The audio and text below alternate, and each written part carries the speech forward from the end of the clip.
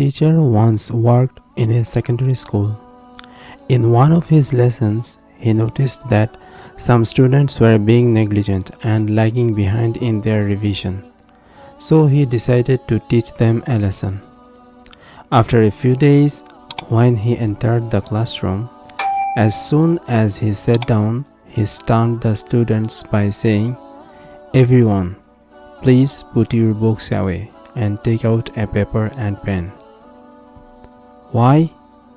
asked the pupils. "You have a surprise exam," he said. The pupils grumbled as they complied. But one not so bright, large-bodied student, who was a known troublemaker, shouted, "Teacher, we don't want an exam now. I cannot even answer exam questions after revising. So what about when we have not revised at all?" The pupil said this in a very fierce tone, and the teacher was furious. He said, "Things don't happen here just as you please. You must sit the exam. Do you understand? If you don't like it, then get out of the classroom." The pupil replied back in rage, "Rather you get up and leave." The teacher turned to the pupil, walked up to him and began to curse him. "You have no manners, no etiquettes." The pupil stood up and some things occurred which I would rather not mention, but can be guessed. The matter reached the school administration. The pupil was punished by having his final marks decreased and was forced to pledge that he would never again misbehave. As for the teacher, everyone at that school began speaking about him. He could not walk down a corridor without hearing people whispering something about him, until he was compelled to leave and join another school. Now, another school teacher once faced the same dilemma, but he dealt with it appropriately. One day he entered his classroom and surprised the pupils by saying, "Please take out your pen and paper. You have a surprise exam." One pupil, like the one mentioned previously, screamed, "Teacher, you cannot give us an exam whenever you feel like it." The teacher was like a mountain that could feel the insignificant weight of the person trying to climb to him.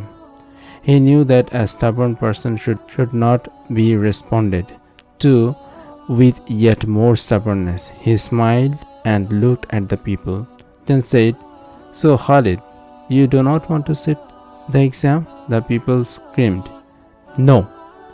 The teacher said very calmly, "Okay, whoever does not wish to sit the exam will have to face the school's disciplinary procedure.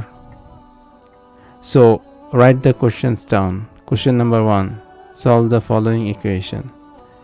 The teacher began to list the questions, but the pupil could not remain silent and said, "I told you I don't want to sit this exam." The teacher looked at the pupil with a smile and said, "Am I forcing you to sit an exam? You are an adult and responsible for your own actions." The pupil found that he could not make this teacher angry, so he calmed down, took out a pen and paper, began to write down the questions. Afterwards, he was disciplined by the school administration for misbehavior. So, what we learned from the story? When I reflected upon this story, I realized the difference in people's ability to deal with diverse situations and their expertise in either solving a problem or making it worse. Dealing with a stubborn person by using stubbornness only results in fireworks. Everyone would agree that fighting a fire with fire would only increase the flames, and that responding to coldness with coldness would not work either. So, we should be patient, and we should not reply the stubborn people with more stubbornness. Rather, we should think wisely and respond accordingly. That's for today. See you in the next story. Bye.